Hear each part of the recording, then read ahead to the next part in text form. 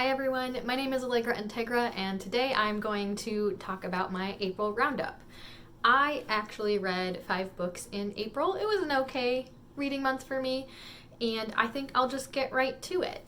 The first book that I'm going to go over today is Post-Colonial Love Poem by Natalie Diaz. This is a collection of poems by Natalie. She is a Native American woman, I believe from the Southwest. I should have done my research before I went into this, and I ended up giving this 5 stars. I have a hard time reviewing poetry despite being a person who has written quite a lot of it before.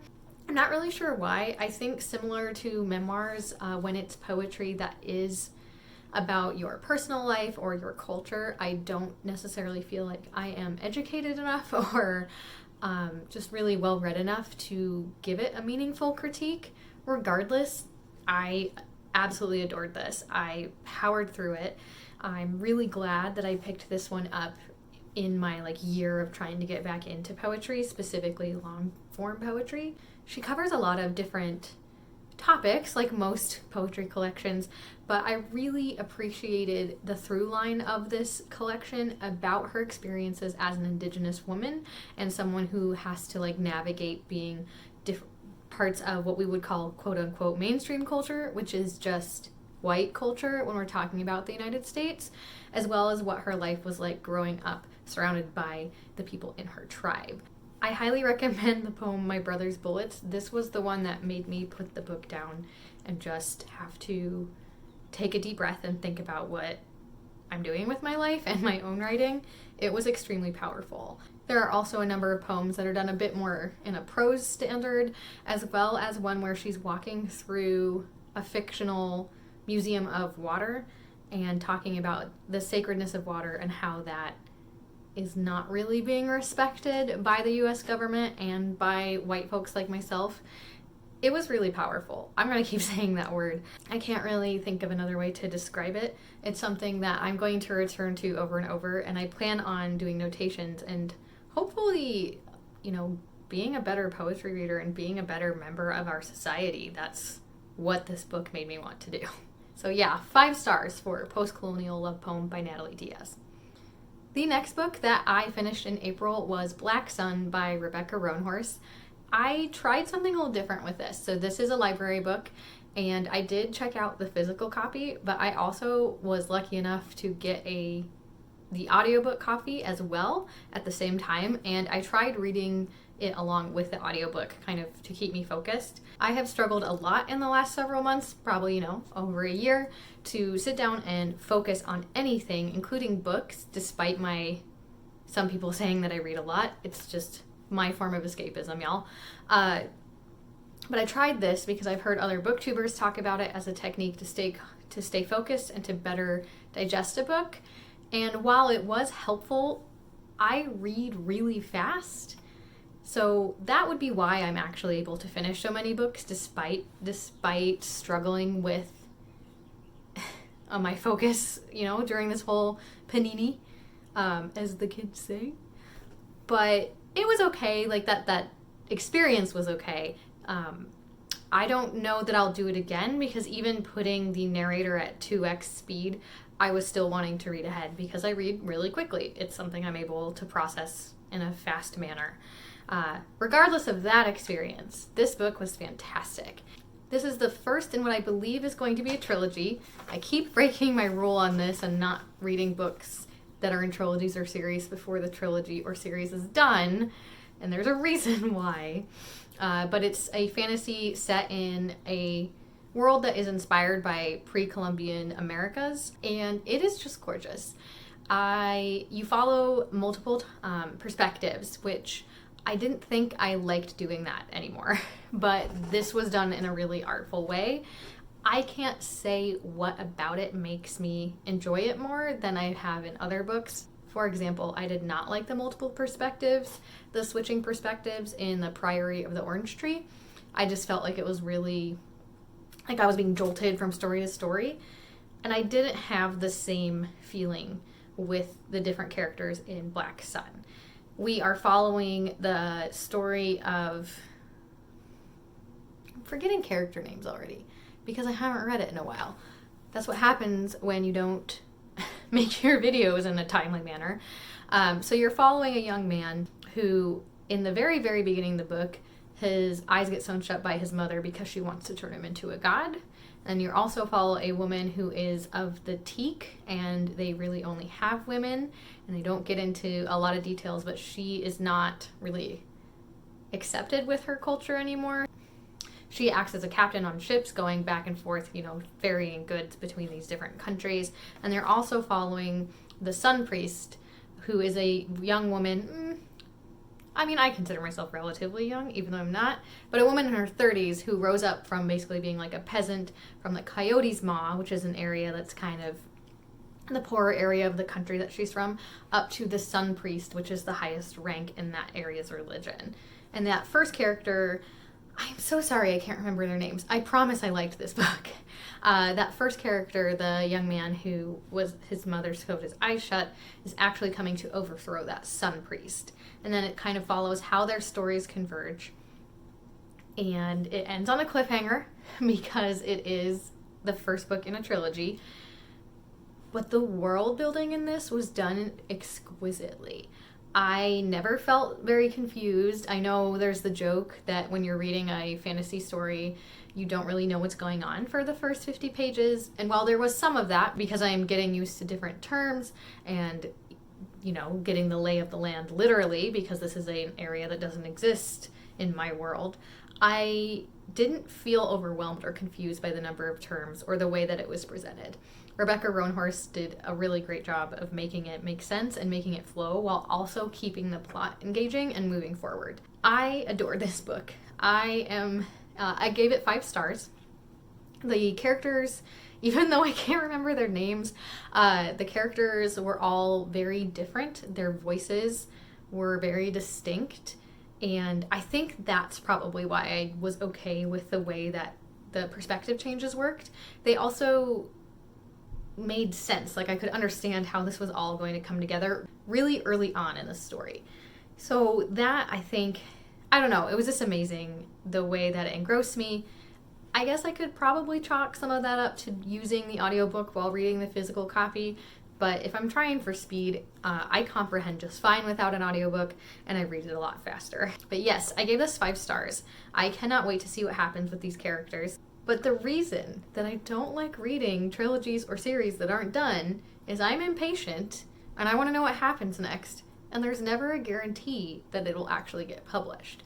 I think this one will. It was wonderful. It's gotten a lot of accolades, but I don't know how popular it is in the real world. I don't really know how publishing works, except I really encourage you to check this out, especially if you're a fantasy fan who enjoys that alternate perspective and is looking for a fantasy that's set somewhere other than a fictionalized medieval Europe. This is pre-Columbian. There is a lot of what sounds like Aztec and Inca influence on the fantasy world that was built up, which was really refreshing, and the writing itself is super engaging and the characters are fantastic. So please check this book out. I gave it 5 stars, despite my terrible review here, because I can't remember anything today. It was awesome, and I guess I can handle the fact that I have to wait for the next 2 installments. Thankfully, I have a lot of other books to read. The next book that I finished in April was The Vegetarian by Han Kang. It was translated by Deborah Smith. And before I get into the plot of this book or my review, I know with this particular book there's been some controversy about the translation itself. I don't speak Korean. I am only passingly familiar with Korean culture, and I am not a translator of anything. I know it's a specific skill, and my understanding is that Deborah Smith did consult with Han Kang with this translation. So just take that as it is. I'm aware of that controversy. I did still choose to read this book. And I wonder, so this is clearly an allegory for something, and I don't know that I'm clever enough to know what the allegory is. The basic gist is there's a young woman who has a horrific dream and chooses to stop eating meat. It's called The Vegetarian, but she also stops consuming dairy products and eggs, which in the United States at least would be considered veganism. I don't know about the cultural implications of the word in other parts of the world. But that's what she chooses to do, and how it disrupts her entire life and how her family and her in-laws react to it. To me, there was a lot of push and pull about what it feels like to be controlled by society as a woman. And I know in Korea that the gender roles are even more strict than they are in the United States, and that there are a lot of different ways that culture might look at someone who chooses to push against cultural mores than you might see in the United States, specifically like in the metropolitan parts of the United States. It gets a little weird. Like ultimately her vegetarianism, because it's so strict, leads to her husband leaving her, and then her brother-in-law seeing her as an object, like an art object, and she is in and out of psychiatric units per her family's request. And while the story itself was really compelling, there were some interesting, like, this could be a translation concern, but a couple choice words were like kind of confusing to me, and I don't know that I fully understood the ending. It's clear by the end of the book that her choices are going to continue to go forward no matter what her family does, and that she might be having an influence on other people around her beyond them trying to control her or push her to eat meat. From a really like literal standpoint, I took this story very personally, not like comparing the gender role concept or pushing against what's expected of you, at least beyond what's expected of you in a food and dietary sense, because I'm sure that that's some of what this is trying to get to. I feel like I need to go back to school to understand some of these books. But I'm a vegetarian, and I have been a vegetarian for, I think, close to 15 years now. I live in an area where vegetarianism, while it's on the rise everywhere in the United States, is still pretty rare in the Midwest. And I grew up in a part of the Midwest where hunting is a big part of your life. I know how to skin a deer. I have been hunting. I live in a part of the world where pork is a really big part of our economy. And some people look at my vegetarianism as like an affront to them, not as intensely as what they did to the main character in The Vegetarian, but I just on that shallow personal level of someone who made a choice about her diet for a number of reasons, not because of any weird dreams, but people kind of see that as an affront to them when I'm not asking them to do anything differently. It's just a choice that I'm making. So I definitely connected to that. However, some of the writing was very jilted. Again, that could be because of the translation. And I don't know that I fully grasped all of the themes that were trying to be presented in this book. And that might be on me, but as far as my overall enjoyment, this one was 3 stars. The next book that I read was actually a graphic novel, and that is the graphic novel memoir called Genderqueer, which was written by Maya Kobabe and illustrated by Ir's sister, Phoebe Kobabe. Getting straight to the point on the illustrations, they were beautiful and simple. I liked the simplicity of them. I think it really gave the words a space to shine while accurately portraying what was going on in this book. What this book is about is Maya's exploration of Ir's sexuality, or it ultimately ends up being Ir's asexuality, and Ir's gender expression. I believe E expresses themselves as agender or non-binary. At the end of the book, he says Ir non-binary. And as you probably tell, Maya uses Ir for pronouns, not they, them, or he, him, or she, her. These are a type of pronoun that are used by a number of non-binary individuals, and I'm going to respect that throughout talking about this book, because why wouldn't I do that? I think that this memoir was really beautifully illustrated, and I'm glad that you felt comfortable talking about your experience, because it isn't something that gets talked about in larger publications. That is changing. And again, I have trouble rating memoirs similar to like rating memoir style poems, because who am I to talk about someone else's life and if that person like did a good job explaining what happened to him to there. So I'm still going to rate it because that's what I'm doing here. It was a quick read. The story itself was very disjointed, and I feel some of that is because Maya's story isn't over yet. Maya isn't very old and is still living and exploring and understanding yourself better. So that's part of it, but also there were just parts that were really disjointed. You would be talking about an experience in college and then suddenly send the reader back to a time when he was 8 or 9 with no through line as to why that choice in the timeline was made. Also, while I think these stories are really important, this is the part where I feel bad about talking about someone else's experiences and memoirs because, again, who am I to say who should and shouldn't write these things? But E's experience as someone who was assigned female at birth, grew up relatively privileged, and he addresses that, relatively privileged in a community. While there was a lot of pushback initially, there is a lot more acceptance than you might find in, say, the rural Midwest in E's family, and it's a white experience. So these are the stories that traditionally are kind of pushed to the forefront when we're talking about queer identity and queer experiences. And that's not to say this isn't important. It is important, and it's a conversation that needs to be had.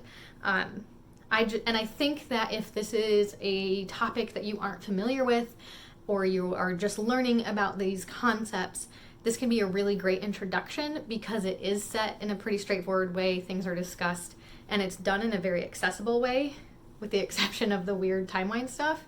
But for me, as someone who actually does a lot of work in the queer community, it wasn't anything new, and it wasn't particularly illuminating for me. I'm glad that I purchased this book and I can use it as a reference when I am working with maybe younger people who are trying to explore that and want to hear someone's story. But as far as my personal enjoyment of the story, the timeline stuff kind of messed me up, and I didn't find it particularly illuminating. Again, I'm glad that this person I'm glad that Maya has this platform and that it is being held up a bit more and put more to the forefront, because non-binary individuals, asexual individuals, are not getting the attention that they deserve. But we are still, in this book at least, seeing it through a very white and relatively to very privileged lens.